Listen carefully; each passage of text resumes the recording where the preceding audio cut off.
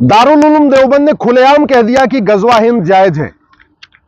दारुल उलूम पहले भी रोहिंग्या घुसपैठियों का समर्थन करता रहा है, बांग्लादेशी घुसपैठियों का समर्थन करता रहा है, धर्मांतरण कराने वाले जिहादियों का समर्थन करता रहा है, बम विस्फोट करने वाले आतंकवादियों का समर्थन करता रहा है, जनसंख्या विस्फोट करने वाले मजहबी उन्मादियों का समर्थन करता रहा है, आतंकवादियों का, अलगाववादियों का, कट्टरपंथियों का, जिहादियों का, सबका समर्थन करता रहा है। और अब खुलेआम कह रहा है कि हां, गजवा हिंद बिल्कुल जायज है। यानी भारत को इस्लामिक राष्ट्र बनाने के लिए अगर कोई मर भी जाता है तो भी उसको शहीद का दर्जा मिलेगा। आप इस सोच को आप जरा समझिए। यह वही दारुल उलूम देवबंद है जो हमेशा विदेशी कुरीतियों का समर्थन करता रहा है। दारुल उलूम 3 तलाक का समर्थन करता है, हलाला का समर्थन करता है, मुताह का समर्थन करता है, मिस्यार का समर्थन करता है, तहर्रुस का समर्थन करता है। ये सब विदेशी कुरीतियां। दारुल उलूम तलाके हसन, तलाके हसन, तलाके बाइन, तलाके किनाया का समर्थन करता है। चाची, मामी, मौसी से, बुआ से निकाह का समर्थन करता है। चचेरी बहन, ममेरी बहन, फुफेरी बहन, मौसेरी बहन से निकाह का समर्थन करता रहा है, जबकि ये विदेशों में होता था, भारत में नहीं होता था।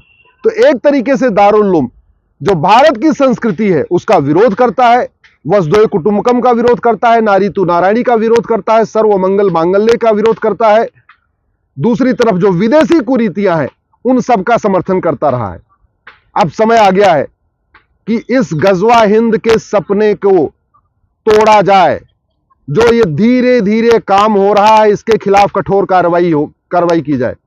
और एक बात मैं कहता हूं, गजवा हिंद पे चर्चा करने से गजवा हिंद नहीं रुकेगा, टीवी पे डिबेट करने से गजवा हिंद नहीं रुकेगा, तू मैं करने से, आरोप प्रत्यारोप करने से, नूरा कुश्ती करने से, बतौलेबाजी करने से गजवा हिंद नहीं रुकेगा। 9 राज्यों में गजवा हिंद हो चुका है, 200 जिलों में गजवा हिंद हो चुका है, 900 तहसीलों में गजवा हिंद हो चुका है।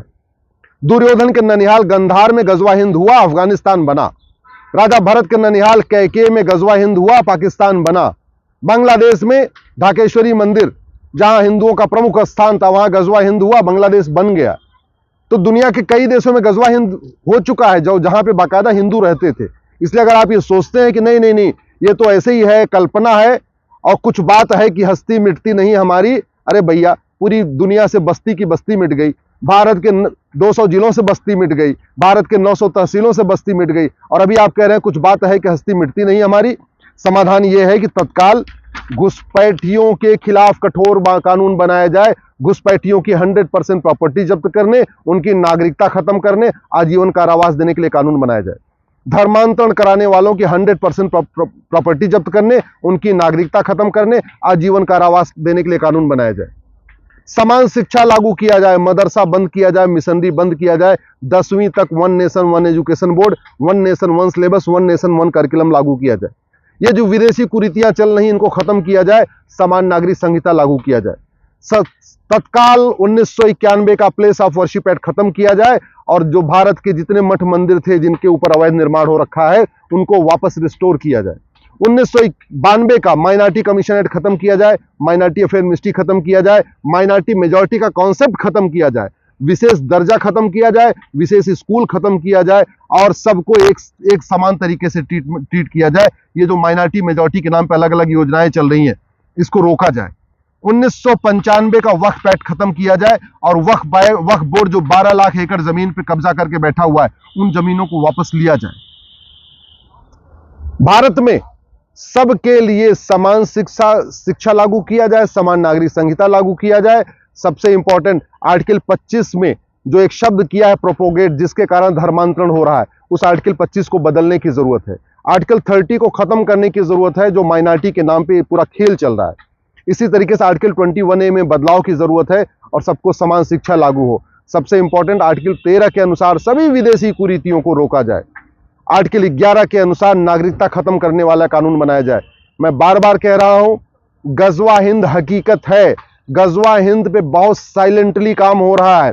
केरल में भी गजवा हिंद पे काम हो रहा है, कश्मीर में भी गजवा हिंद पे काम हुआ, अब यूपी में भी गजवा हिंद पे काम हो रहा है। भारत का ऐसा कोई जिला नहीं है जहां गजवा हिंद पे काम नहीं हो रहा है। और ये गजवा हिंद का सेंटर है मदरसा, गजवा हिंद का सेंटर है दारुल कज़ा। तो अब समय आ गया है कि भारत में जितनी शरिया कोर्ट चल रही है, दारुल कज़ा चल रही है, इनको बंद किया जाए। भारत में जितने मदरसे चल रहे हैं इनको बंद किया जाए। 10वीं तक सबके लिए समान शिक्षा लागू किया जाए। और सबसे इंपॉर्टेंट, गजवा हिंद फ्री में नहीं हो रहा है, गजवा हिंद के लिए फंडिंग हो रही है। फंडिंग कहां से आ रही है? ये जो ड्रग स्मगलिंग का पैसा आता है ना, ये गजवा हिंद पे जाता है। तो नशा तस्करों की 100% प्रॉपर्टी जब्त करने, उनकी नागरिकता खत्म करने, उनको आजीवन कारावास, फांसी देने के लिए कानून बनाया जाए। ये जो मानव तस्करी से पैसा आता है, ये गजवा हिंद के लिए, गजवा हिंद के काम आता है। तो मानव तस्करों की 100% प्रॉपर्टी जब्त करने, फांसी देने, नागरिकता खत्म करने के लिए कानून बनाया जाए। ये जो हवाला चलता है, हवाला के जरिए गजवा हिंद की फंडिंग होती है, इसलिए हवाला कारोबारियों की 100% प्रॉपर्टी जब्त करने, नागरिकता खत्म करने, आजीवन कारावास, फांसी देने के लिए कानून बनाया जाए। गजवा हिंद की फंडिंग काला धन से होती है। ये भारत में अंदर जो काला धन जनरेट हो रहा है ना, उससे गजवा हिंद की फंडिंग होती है। इसलिए काला धन के खिलाफ कठोर कानून बनाया जाए, नागरिकता खत्म किया जाए, आजीवन कारावास, फांसी दिया जाए और उनकी 100% प्रॉपर्टी जब्त किया जाए। गजवा हिंद की फंडिंग विदेशों से बैंकों के माध्यम से भी होती है, इसलिए उसका समाधान है भारत में एक यूनिफॉर्म बैंकिंग कोड लागू किया जाए। गजवा हिंद की फंडिंग एनजीओ के जरिए भी होती है, तो एनजीओ के लिए जो कानून बना है एफसीआरए, जो विदेशों से फंडिंग कराता है, उस एफसीआरए कानून को सोनिया गांधी ने 2010 में बनवाया ही था, भारत में गजवा हिंद करने वालों को फंडिंग कराने के लिए। उस एफसीआरए कानून को खत्म करना पड़ेगा। तरीका है, संभव है, कोई भी समस्या लाइलाज नहीं है, हर समस्या का इलाज है, लेकिन समस्या पे चर्चा करने से समस्या खत्म नहीं होती।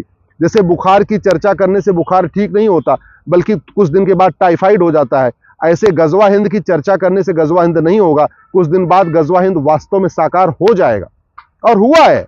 दुर्योधन का ननिहाल गंधार देखते देखते अफगानिस्तान बन गया ना, राजा भरत का ननिहाल कैके देखते देखते पाकिस्तान बन गया, बांग्लादेश से खत्म हो गए तो, और भारत के 9 राज्यों से खत्म हो गए, भारत के 200 जिलों से खत्म हो गए, तहसील के हिसाब से भारत के 300 तहसीलों से खत्म हो गए। तो अभी कोई डाउट नहीं होना चाहिए, जिसको डाउट है वो अपना डाउट ठीक कर ले कि गजवा हिंद एक हकीकत है, बहुत प्लान्ड वे में काम हो रहा है। और गजवा हिंद हो कैसे रहा है?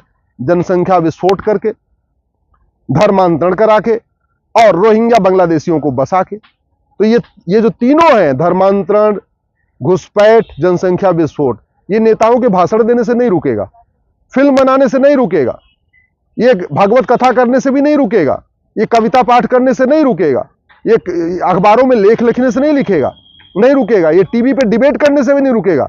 अल्टीमेटली जनसंख्या विस्फोट के लिए कानून बनाना पड़ेगा, धर्मांतरण के खिलाफ कठोर कानून बनाना पड़ेगा, घुसपैठ के खिलाफ कठोर कानून बनाना पड़ेगा, जिहाद के खिलाफ कठोर कानून बनाना पड़ेगा, हवाला के खिलाफ कठोर कानून बनाना पड़ेगा, काले धन के खिलाफ कठोर कानून बनाना पड़ेगा।